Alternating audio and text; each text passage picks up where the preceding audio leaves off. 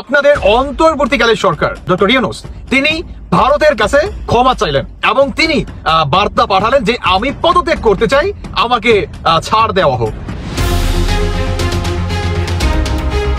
এদিকে হঠাৎ ডক্টর ইউনূস ভারতের কাছে আত্মসমর্পণ করেন। দেশের বর্তমান পরিস্থিতি স্বাভাবিক করতে হিমশিম খাওয়ায় এই কাজ করেন। ভারত ও বাংলাদেশকে নিয়ে কঠিন পদক্ষেপ নিয়েছিল, সেই জন্যই দেশের রাজনৈতিক অবস্থা হঠাৎ এইভাবে ঘুরে গেল। কি হবে এবার দেশের ক্ষমতার চেয়ারটি আবারও কে দখল করবে? বাংলাদেশের ব্যাপারে সেনা সংক্রান্ত ব্যাপারে ভারত তার অবস্থান একেবারে ক্লিয়ার করে রেখে দিয়েছে এবং সমস্ত প্রতিরক্ষা ব্যবস্থা ভারত একদম গোছানো হয়ে গেছে। আজকে যদি এই সার্জিস আলম শেখ মুজিবের ট্যাগ লাগিয়ে বহুত কিছু করেছেন, এখন আপনাদের শরীর থেকে ওই আওয়ামী লীগের গন্ধ আসে। দেখুন সার্জিস আলম যেটা বলছে যে এখন আইসা আপনার এই অন্তর্বর্তীকালের সরকার প্রধান ডক্টর ইউনূসের টনক কি নড়ে গেছে। আর অন্যদিকে আমাদের বাংলাদেশের সাবেক প্রধানমন্ত্রী শেখ হাসিনা নিজেই আপনার প্রতিনিয়ত বলতেছে যে আমি শীঘ্রই দেশে আসবো, কিংবা এমনটাও শোনা যাচ্ছে যে আপনার 26শে মার্চের ভিতরে সাবেক নয় প্রধানমন্ত্রী হই ওই যে নরেন্দ্র মোদীকে দায়িত্ব দিছে। আর নরেন্দ্র মোদী আমাদের বাংলাদেশের সেনা প্রধানকেও কিন্তু বা আপনার একটা হুঁশিয়ারি বার্তা কিন্তু দেন। হাসিনা পরবর্তীকালে বারবার অন্ত বেড়েছে মৌলবাদী সংগঠনের এবং সেখানে প্রতি মুহূর্তে সতর্কবার্তাও দিতে দেখা যাচ্ছে সেনা প্রধানকে, যার জেরে বিরোধীদের রোষানলে পড়তে হচ্ছে সেনা প্রধানকে। প্রত্যেকে বাংলাদেশের সেনা প্রধানের জন্য ভয়ঙ্কর হতে চলেছে বাংলাদেশের 7ই মার্চের রাত। এবং প্রশ্ন উঠছে, এখন তো সেনা প্রধান দেশের বাইরে রয়েছেন। এখন রাজনীতির মাঠেও এরকম যে অনেক সময় বড় দলও হেরে যায়, ছোট দলও জিতে যায়। এখন আওয়ামী লীগ বড় দল, কিন্তু তাকে বিভিন্ন ভাবে কাবু করে ফেলছে অন্যান্য দলগুলো, সরকার। অর্থাৎ এখন তারা কোনটা এত ছোট দলে পরিণত হয়েছে, মানে অনেক শক্তি থাকা সত্ত্বেও তারা শক্তিহীন। এখন আওয়ামী লীগ বেকায়দা অবস্থায় থেকেও কিন্তু সে চাইলে উঠে দাঁড়াতে পারে, তার সেই শক্তি আছে। তাদের এখন কতটুকু শক্তি আছে সম্পূর্ণ দেখতে পারবেন। অন্যদিকে ডক্টর ইউনূসকে নিয়ে যে একটা নিউজ এসেছে, এইটা দেখলে আপনারা অবাক হয়ে যাবেন। গাইজ, আপনারা সবাই জানেন ভারত এবং বাংলাদেশের মধ্যে গত কিছুদিন ধরেই ঝামেলা চলছে, কিন্তু এখন এটা আমরা কি শুনতে পাচ্ছি, ভারত বাংলাদেশকে কঠিন পরিমাণ চাপ দিচ্ছে এবং ডক্টর ইউনূস বাধ্য হয়ে একটি পদক্ষেপ নেন। সেই পদক্ষেপটি দেখেই কিন্তু সবাই অবাক হয়েছে এবং সারা বিশ্ব অবাক হয়ে যায়। গাইজ, এইসব বিষয় পর্যালোচনা করে আমরা অনেক তথ্য পাই এবং ভিডিও পাই, সব কিছুই আপনাদের সামনে এক এক করে ধারাবাহিকলি তুলে ধরবো। ভিডিওর প্রথমে কিছু অংশ বিশেষ দেখেছেন, সেইগুলো দেখে তো আপনারা বুঝতে পেরেছেন যে আজকের ভিডিওটা ঠিক কী নিয়ে হতে যাচ্ছে, ডক্টর ইউনূস কেন এই সিদ্ধান্ত নেন, অন্যদিকে ভারত যে এইসব করতেছে ঠিক করতেছে নাকি ভুল করতেছে এবং কিভাবে কি করতেছে।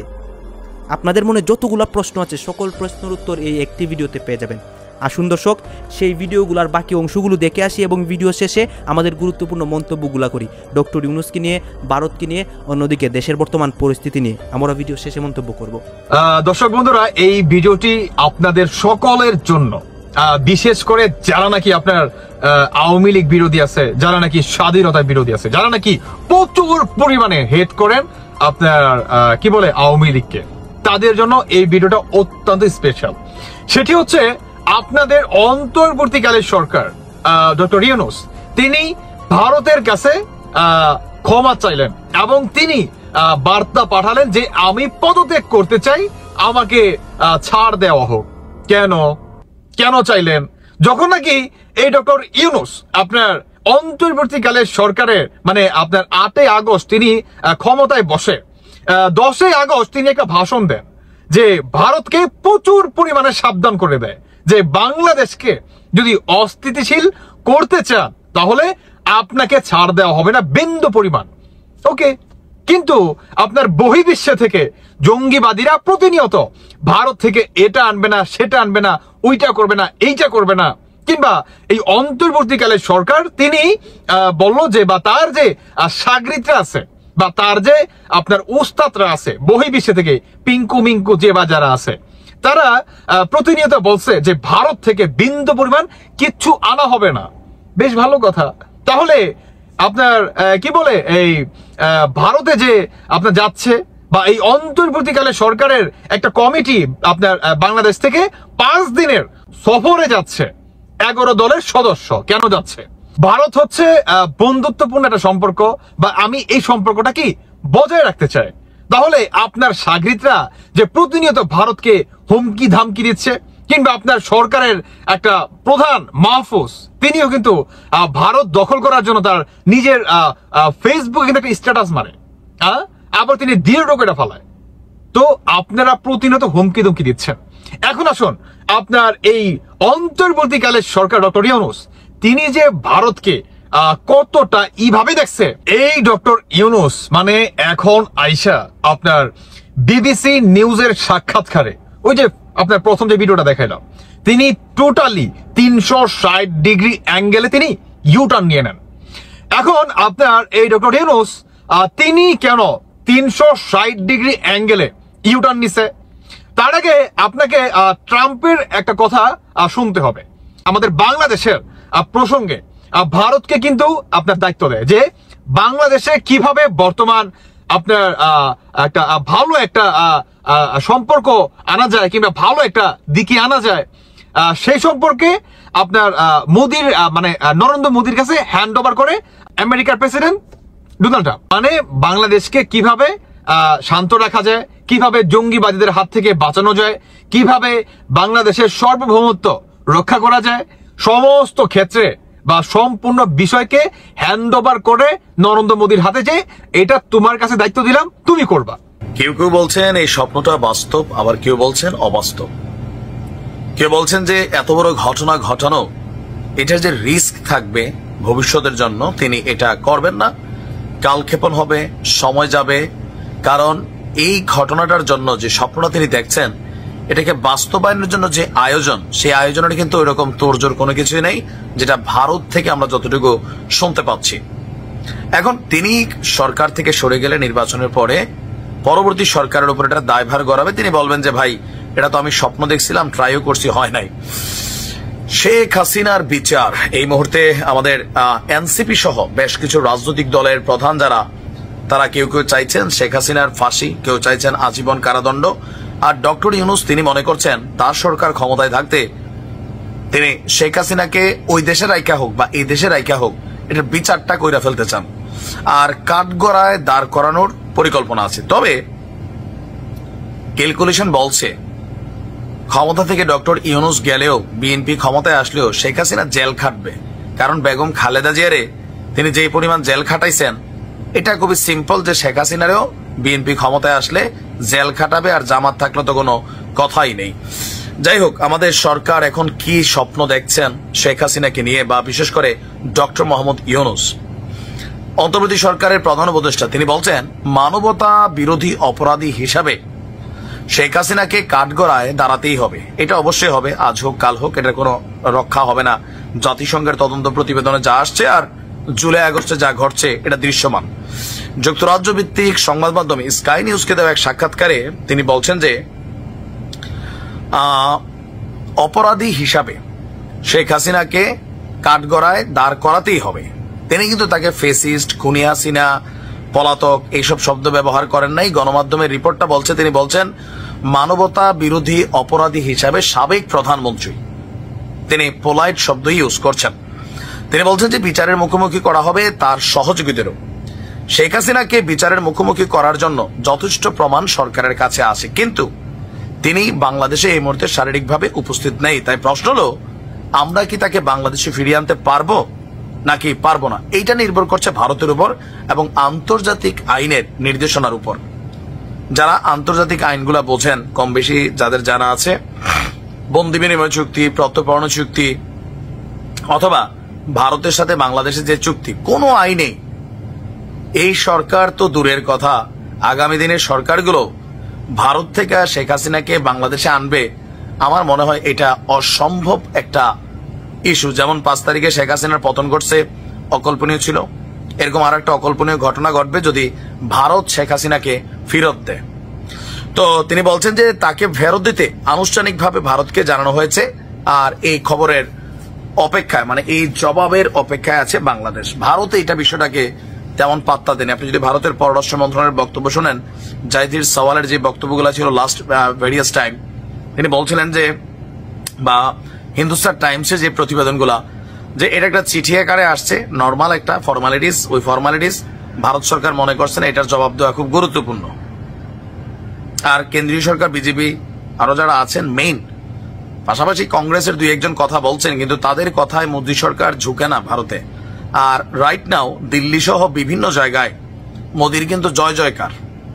এই অবস্থায় অন্য দলগুলো যে সমর্থন দিবে, ভারতের জনগণ চায়, 55% জনগণ চায় শেখ হাসিনাকে ফেরত দেওয়া, কিন্তু সরকার কি চায়? সরকার চায় না। তো এই চাওয়া না চাওয়ার মধ্যে শেখ হাসিনাকে বাংলাদেশে এনে বিচার করার যে স্বপ্ন, এটা পূরণ করা বড়ই কঠিন। আর দ্বিতীয়ত আমার মনে হয় আর কি যে ডক্টর ইউনূস তিনি আসলে এই ধরনের রিস্ক তুলতে চাইবেন না। পরবর্তী সরকারের সময় যা হবে, এটা তৎকালীন সরকার পলিটিক্যালি এটা ওকে হয়ে যাবে, কারণ বিএনপি শেখ হাসিনার জেল খাটাবে। খালেদা জিয়ার আওয়ামী লীগ খাটাইছে, বিএনপি খালেদা শেখ হাসিনার খাটাবে, কিন্তু ডক্টর ইউনূস এই রিস্কটা নিবেন না। আপনি ভিডিওটা থাকবে, দেখে রাখেন। আর যদি ঘটে 5 আগস্টের মতন অসম্ভব একটা ঘটনা হতে ঘটতে পারে। তবে এটা ঘটনা যা শেখ হাসিনার দেশে ফেরা নিয়ে, দেশে ফেরা তো চূড়ান্ত, এ নিয়ে কোনো সন্দেহ নেই। এখন সেটা মার্চ মাসের কবে হবে, কারণ ভারত চাইছে মার্চ মাসের মধ্যে এই চ্যাপ্টার ক্লোজ করে দাও। কারণ বিশ্বে যে অবস্থা হচ্ছে, সেখানে ভারতের কি অবস্থান হবে সেটা নিয়ে ভারতকে কিন্তু এবার চিন্তা করতে হবে। কারণ সবাই কিন্তু ভারতকে নিয়ে এটা আটানি করবে। ভারত হচ্ছে সব থেকে বড় দেশ, সব থেকে বড় বায়ার এবং ফুড বাস্কেট অফ ওয়ার্ল্ড। সারা বিশ্বে খাদ্য রপ্তানি করে থাকে, নিজের খাবার জুগিয়ে সারা বিশ্বে খাদ্য রপ্তানি করে থাকে। সেই ভারতকে এখন আমেরিকা ছাড়বে না। ইউরোপিয়ান ইউনিয়ন অলরেডি তাদের একটা 21 জনের একটা প্রতিনিধি দল, উর্সুলা মহিলা যিনি আছেন ওদের ইউরোপিয়ান ইউনিয়নের কাউন্সিলের যিনি চেয়ারম্যান উর্সুলা, তার নেতৃত্বে মোদীজির সঙ্গে এসে দেখা করে গিয়েছেন 21টা দেশের নেতারা। ফলে ইউরোপিয়ান ইউনিয়ন ছাড়বে না। রাশিয়া আমাদের দীর্ঘদিনের বন্ধু, চীনের সঙ্গে রাশিয়ার সম্পর্ক ভালো, চীনের উপরে ট্যারিফ বসিয়েছে, চীন আমাদের সঙ্গে শত্রুতা বন্ধ করে দিয়েছে। এখন চীন চাইবে রাশিয়া, চীন এবং ভারত একটা মহাশক্তি, একটা ব্লক হোক। সেখানে রাশিয়ার সঙ্গে চীনের কি সম্পর্ক থাকবে, ভারতের সঙ্গে কি সম্পর্ক থাকবে, অনেক জটিল ব্যাপার আছে। এই জটিল ব্যাপারগুলো সব সমাধান করার জন্য ভারতের মাথাটা খালি হওয়া দরকার। সেখানে এই একটা যদি সমস্যা একটা থেকে যায়, শেখ হাসিনা পর্ব, এটাকে মেটাতেই হবে। তাই একেবারে মার্চের মধ্যে এটাকে একেবারে সেটেল করতে চাইছে ভারত। তার জন্য সমস্ত রকম প্রক্রিয়া এবং প্রকরণ সমস্ত সাজানো হয়ে গিয়েছে। এখন শুধু ঢোকার অপেক্ষা। এরা যা করছে বাংলামু এগুলো করুক, তাতে ভারতবর্ষের কোনো মানে নেই, কিছু যায় আসে না। আমাদের রিজার্ভ ফোর্স ছেড়ে দিন, আমাদের কমব্যাট ফোর্স যেটা আছে সেটা হচ্ছে 13.5 লক্ষ। রিজার্ভ ফোর্স ছেড়ে দিন, 13.5 লক্ষ। তার মধ্যে যদি 5 লক্ষ সৈনিক যদি ভারত বা পাকিস্তানে বাংলাদেশে ঢুকিয়ে দেওয়া হয়, তাহলে অলিতে গলিতে পিঁপড়ে মশা মাছির মতো ঠিক করে হচ্ছে ভারতীয় সৈন্য। আর বাংলাদেশটাকে 4টে ভাগে ভাগ করা হচ্ছে। 4 ভাগে ভাগ করে বাংলাদেশের ভাগাভাগি হবে না, 4 ভাগে ভাগ করে আর কি অ্যাকশনটা হবে। এরকম ক্রস করে, এরকম একটা ক্রসে একটা অ্যাকশন হবে, এইরকম একটা ক্রসে একটা, এরকম একটা ক্রসে, এরকম একটা ক্রসে। তার মানে একদিক দিয়ে সমুদ্র আর 3 দিক দিয়ে 3 দিক ঘেরা, 3 দিক জমি আছে আর একদিকে সমুদ্র আছে। সমুদ্র একদিকে ঘেরা হবে আর 3 দিকে জমি ঘেরা হবে। এবার 3 দিক থেকে মুভ করা হবে। এরকম একটা কিছু একটা হতে পারে। এখন ডিফেন্সের ব্যাপার আমায় তো সব বলবে না, ইতিমধ্যে যা শুনি, এর প্রাইভেট একটা ফাংশনে আমাদের সেনাপ্রধান দ্বিবেদী সাহেব তিনি বলেছেন যে they have cross every red line. বাংলাদেশের প্রতি এতটাই বিরক্ত, বলছেন তারা সমস্ত রেড লাইন ক্রস করে ফেলেছে। মানে আমাদের ধৈর্যেরও সীমা শেষ। ওই ওয়াকারুজ্জামানের মতো বলতে হয়, এনাফ ইজ এনাফ। এবার আপনারা তৈরি হয়ে থাকুন ভাই, আপনাদের জন্য কিন্তু বড় রকমের একটি বংশদণ্ড একদম আপনাদের জন্য ঠিক হয়ে আছে। এইবারে এই সেনা বাহিনীর মধ্যে আবার একটা চাঞ্চল্য দেখা দিয়েছে। এখন ওয়াকারুজ্জামান নেই, তিনি তো বিদেশ গিয়ে বসে আছেন, কঙ্গোতে কোথায় গেছেন এটা কনফার্ম, উনি কঙ্গোতে গেছেন, আফ্রিকান রিপাবলিকের কঙ্গোতে গেছেন, ওখান থেকে উনি দেশেই ফিরবেন। তা এখন খবরের কাগজে একটা বেরিয়েছে ওদের একটা কাগজে, ক্যান্টনমেন্টে উত্তেজনা, এটা খবরটা আমিও পেয়েছি। শেখ হাসিনার দেশে ফেরাকে কেন্দ্র করে বিভক্ত সেনাবাহিনী গোলাগুলির খবর। সেনা ক্যান্টনমেন্ট সাভারে হয়েছে, সেনা ক্যান্টনমেন্টের মধ্যে কিন্তু এই সমস্ত গন্ডগোলগুলো শুরু হয়েছে, যদিও সেটা সাভারের মধ্যেই সীমাবদ্ধ। এটা কিন্তু ঢাকা, রংপুর, চট্টগ্রাম এসব জায়গায় এখন পর্যন্ত যায়নি। মজার কথা হলো যে শিলিগুড়ির ওই অত উঁচুতে হঠাৎ মহড়া হতে গেল কেন? একদিন তো মহড়া হতো আমাদের সমতল ভূমিতে। এই যে সমতল ভূমি আমাদের গুজরাটে কচ্ছ এই এলাকাতেই কিন্তু আমাদের মহড়া হয়। সব দেশেই মহড়া হয়, আমাদের দেশেও মহড়া হয়, নৌবাহিনী মহড়া হয়, বিমান বাহিনী মহড়া হয়, স্থলবাহিনীরও মহড়া হয়। একদিন হতো কচ্ছ এই সমস্ত এরিয়ায় হতো, মধ্যপ্রদেশে কিছু জায়গা হতো। কিন্তু এখন হচ্ছে একেবারে মাথার উপরে উঠে T-90 ট্যাঙ্ক তুলে নিয়ে গিয়ে ওখানে মহড়া হচ্ছে। T-90 ট্যাঙ্ক কত আছে বলবো না, এই ট্যাঙ্ক কিন্তু মারাত্মক ট্যাঙ্ক, এ তো বিধ্বংসী ট্যাঙ্ক। একে মারতে পারবেন না, এর চাদর এত মোটা, একে গোলাগুলি মেরে আপনার সেল ফেল মেরে একে কিছু করা যাবে না। আর এ দিনে যেমন কার্যকরী, রাতেও তেমনি কার্যকরী, কারণ এর থার্মাল ইমেজ একটা ব্যাপার রয়েছে।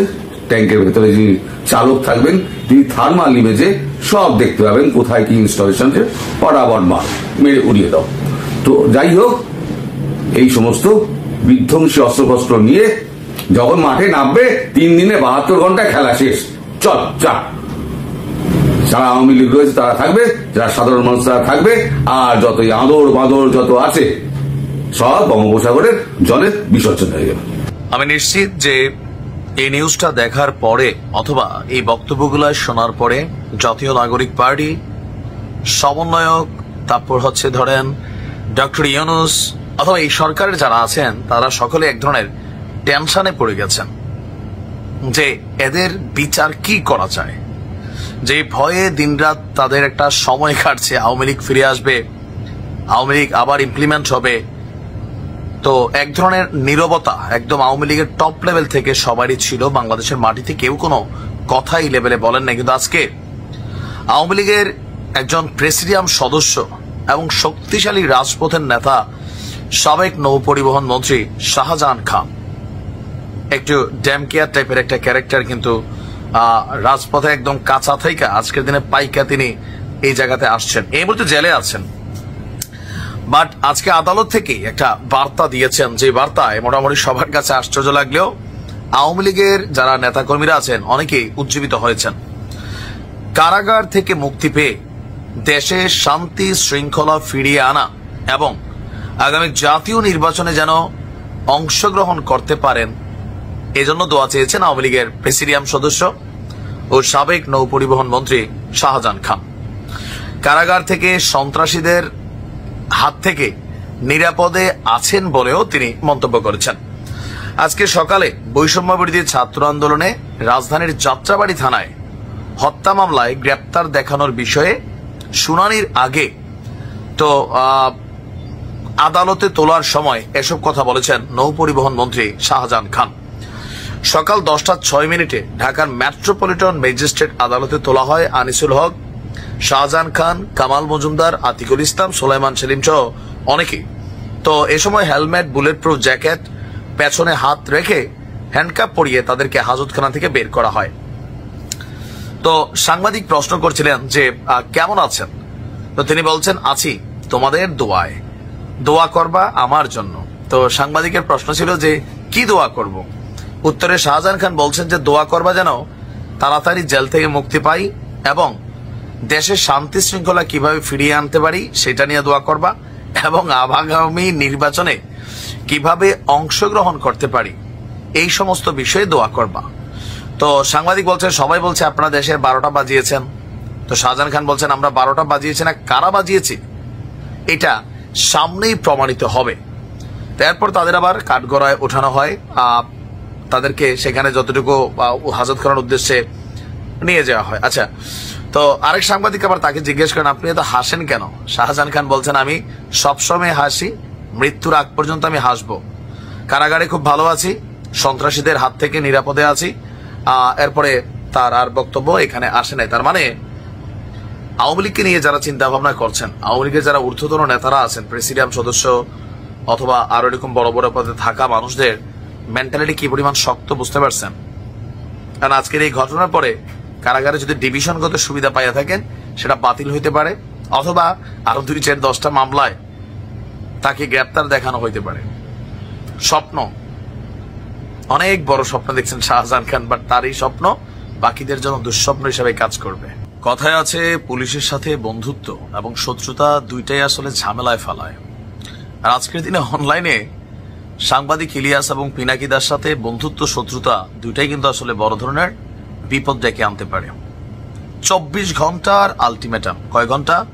গনে গনে 24 ঘন্টা, অলরেডি 6 ঘন্টা হয়ে গেছে, আর 18 ঘন্টা আছে। যদি ছাত্ররা সাংবাদিক ইলিয়াসের এই যে নির্দেশ এটা মেনে না নেয়, তাহলে 18 ঘন্টা পরে এই জাতীয় নাগরিক পার্টিকে বয়কটের ডাক দিবেন তিনি। আর আপনারা বুঝতেই পারছেন এই মুহূর্তে সাংবাদিক ইলিয়াস যদি বয়কটের ডাক দেয়, পিনাকি দাদা সেটাকে বয়কটের ডাক দিবেন, আরো যারা অনলাইন কিং আছেন, ইনফ্লুয়েন্সার আছেন, তারা বয়কটের ডাক দিবেন। আর এই সুযোগে বাকিরও এখান থেকে অনেকটা ফায়দা লুটবে। কেন হঠাৎ করে সাংবাদিক ইলিয়াস এই জাতীয় নাগরিক পার্টির বিরুদ্ধে এতটা শক্ত হয়ে তিনি লাগলেন? মেইন কারণ হচ্ছে এই যে কমিটিটা তৈরি করা হয়েছে, এখানে বেশ কিছু বিতর্কিত ব্যক্তিদেরকে আমাদের এই জাতীয় নাগরিক কমিটিতে আমরা দেখেছি পদ এবং পদবি পেতে। যেমন আমরা যদি ধরি, একজন আছেন যাকে নিয়ে মূল আলোচনায় মাজহারুল ইসলাম ফকির শ্রমিক, আর আরেকজন আছেন, দুইজনকে নিয়ে সাংবাদিক ইলিয়াস আসলে খেপছেন।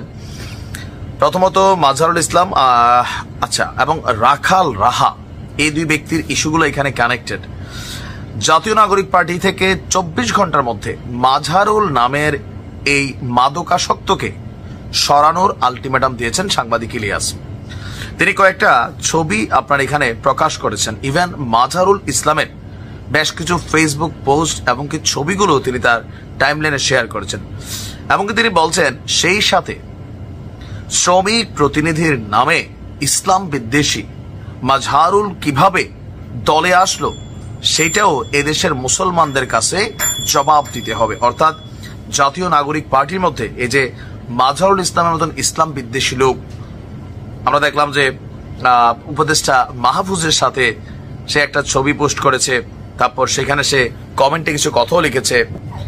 তো এই বিষয়গুলোই সাংবাদিক ইলিয়াসের নজরে পড়েছে। সেইখান থেকে তিনি বলছেন যে আপনার এই জাতীয় নাগরিক পার্টির যারা মূল নেতারা আছেন তাদের বাংলাদেশের জনগণের কাছে জবাবদিহিতা করতে হবে। এছাড়া রাখাল রাহা এবং সমকামিতা নিয়ে নিজেদের অবস্থান পরিষ্কার না করলে জাতীয় নাগরিক পার্টির বিরুদ্ধে পূর্ণ বয়কটের ডাক দেয়া হবে। সমকামী, আপনারা জানেন যে এখানে বেশ কিছু ক্যারেক্টারকে নিয়ে গত 2 থেকে 3 দিন যাবৎ আলোচনা হচ্ছে, সোশ্যাল মিডিয়ায় ব্যাপক সমালোচনা হচ্ছে, কিন্তু জাতীয় নাগরিক পার্টির পক্ষ থেকে এদের বিরুদ্ধে কোনো ধরনের ব্যবস্থা নেওয়া অথবা এদেরকে দল থেকে অপসারণ করা কোনো কিছুই কিন্তু করা হয়নি। তারা তাদের মতন চলছেন। সাংবাদিক ইলিয়াসকে মোটামুটি পাঙ্গা নিয়ে জাতীয় নাগরিক পার্টি তাদের কর্মকাণ্ড চালিয়ে যাচ্ছেন।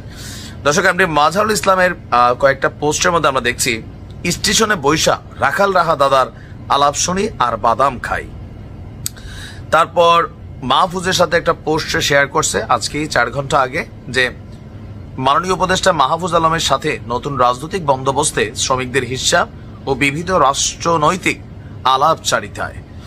তারপর আছে তার বক্তব্য যে জয়েন্ট চিফ কোঅর্ডিনেটর, মুখ্য যুগ্ম সমন্বয়ক শ্রমিক উইং এর দায়িত্বে আছে জাতীয় নাগরিক পার্টি।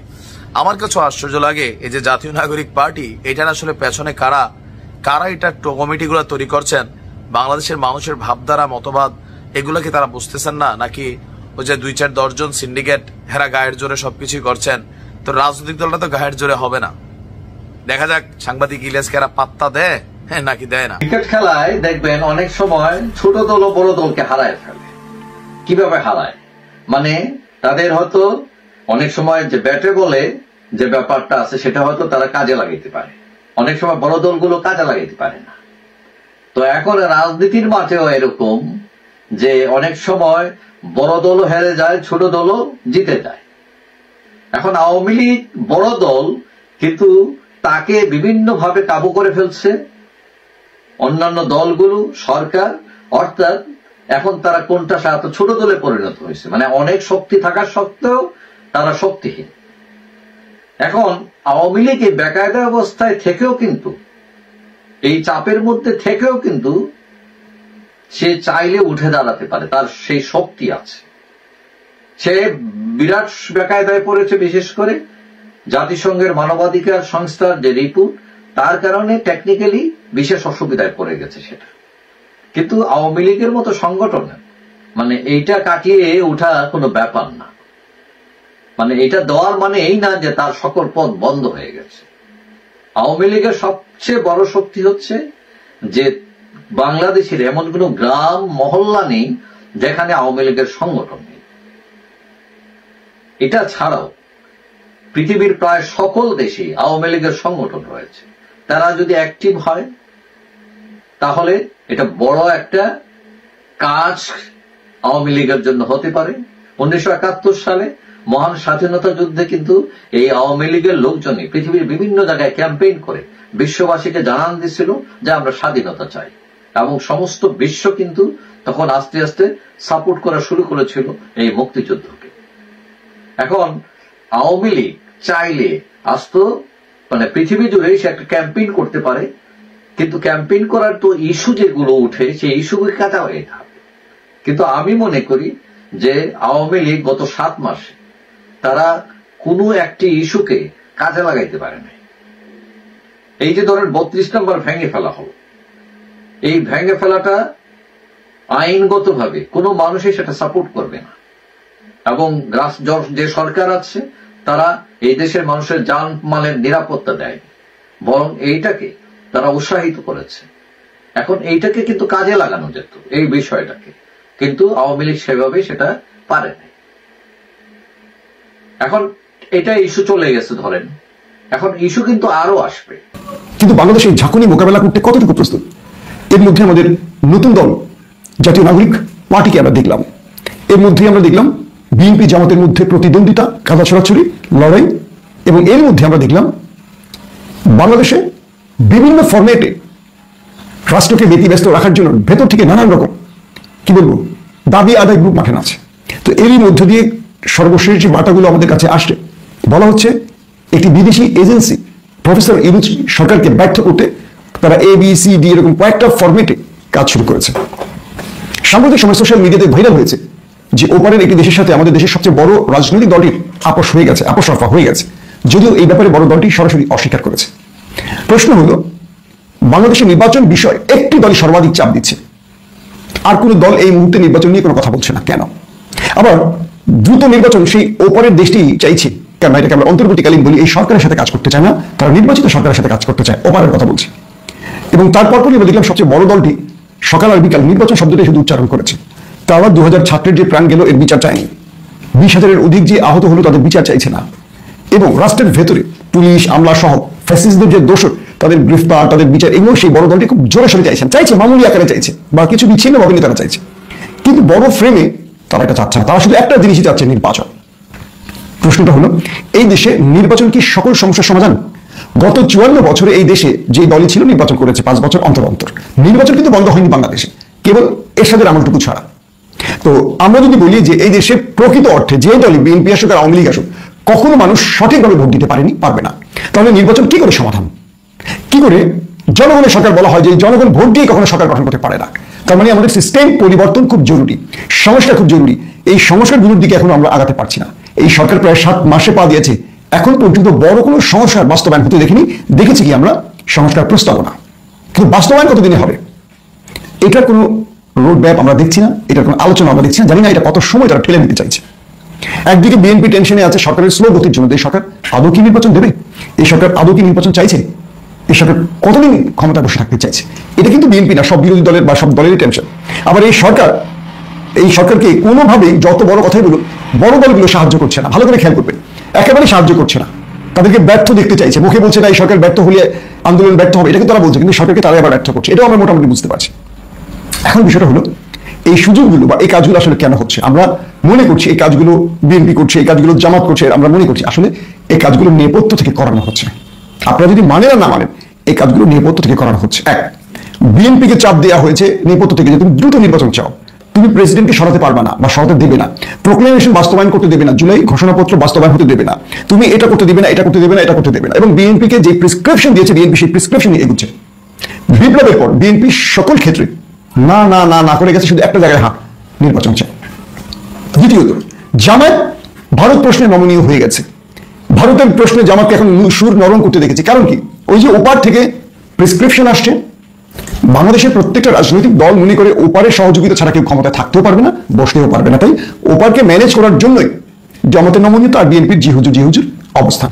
এখন প্রশ্ন হলো, তাহলে এই যে জীবন দেয়া, এই যে ফ্যাসিস্ট মুক্ত করা, এই যে বিপ্লব, এর অর্থ কি? এর অর্থ হলো বাংলাদেশকে ফ্যাসিস্ট মুক্ত করা গেলেও বর্গী মুক্ত করা যায়নি। এখন আমাদের যে সরকারি আসবে, আমি বিশ্বাস করি ঠিক আগের অবস্থায় থাকবে। আবারও আওয়ামী লীগ দেশে আসবে, আওয়ামী লীগ রাজনীতি করবে, কারণ বিএনপি বলছে জনগণের সিদ্ধান্ত নেওয়ার মালিক। আমার প্রশ্ন হলো, আওয়ামী লীগকে যে দেশ ছাড়া করেছে, হাসিনা যে দেশ ছেড়েছে, আর সকল নেতারা যে পালিয়েছে, এটা কি জনগণের সিদ্ধান্ত না? 5 আগস্ট দেশে যা কিছু ঘটেছে, এটা কি জনগণের সিদ্ধান্ত না? তাহলে বিএনপি কোন জনগণের কথা বলছেন? জনগণ কিভাবে সিদ্ধান্ত নেবে?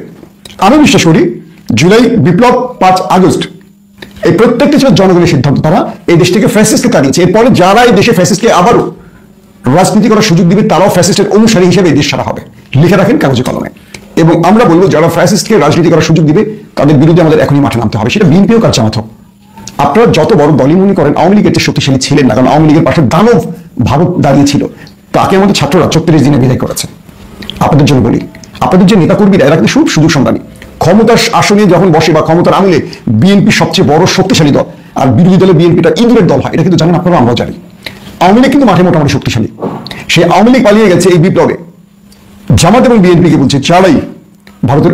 আপনারা তো দেখলেন এখানে কি কথা হচ্ছে। অনেকেই কিন্তু অনেক কথা বলতেছে, অনেকে আলোচনা করতেছে, অনেকে সমালোচনা করতেছে দেশের বিভিন্ন অবস্থা নিয়ে, বিশেষ করে ডক্টর ইউনূস, অন্যদিকে ভারত, বাংলাদেশ, এই বিষয়গুলো নিয়ে অনেক কথা বলে। গাইজ, অনেকে কিন্তু অনেকের বক্তব্যের মাধ্যমে আমাদের দেশের যে বর্তমান সরকার ডক্টর ইউনূস, তাকে অনেক ছোটো করে কথা বলে। গাইজ, ডক্টর ইউনূস কিন্তু আমাদের দেশে এসেছেন ভালো কাজ করার জন্য। ডক্টর ইউনূস আমাদের দেশটাকে সামনে এগিয়ে নিয়ে যাওয়ার জন্য এসেছেন। ডক্টর ইউনূস আমাদের দেশটাকে অস্থিতিশীল থেকে স্থিতিশীল করার জন্য এসেছেন। তাকে নিয়ে কী কথা হয়? গাইজ, এইসব কথা আপনারা কান দেবেন না, এইসব কথা আপনারা শুনবেনও না। এই কথাগুলো থেকে আপনারা বিরত থাকবেন। অন্যদিকে আরও অনেক নিউজ রিপোর্টার আছেন, যারা কিনা তাদের বক্তব্যের মাধ্যমে আমাদের দেশের আপডেট নিউজগুলো সবার সামনে প্রকাশ করে। তাদের কথা থেকে আমরা সব কিছু বুঝতে পারি। তাদেরও কিছু ক্লিপ এখানে দেখিয়েছি। দর্শক শ্রোতা, এতক্ষণ আপনাদেরকে যা কিছু দেখিয়েছি সব কিছু কিন্তু আমরা সোশ্যাল মিডিয়া থেকে সংগ্রহ করছি। এখানে আমাদের নিজস্ব কোনো মন্তব্য নেই বা নিজস্ব কোনো সিদ্ধান্ত নেই। এইসব দেখে আপনাদের কি মনে হচ্ছে এবং আপনাদের মন্তব্য কি, এটা কিন্তু আপনারা অবশ্যই কমেন্ট বক্সে লিখে যাবেন। এবং আপনাদের কাছে আমার একটা রিকোয়েস্ট থাকবে, আমার চ্যানেলটি সাবস্ক্রাইব করবেন এবং পাশে থাকা বেল আইকনটি অবশ্যই বেজে যাবেন, যাতে করে নেক্সট ভিডিওটা সবার আগে আপনাদের কাছে পৌঁছায়। ধন্যবাদ।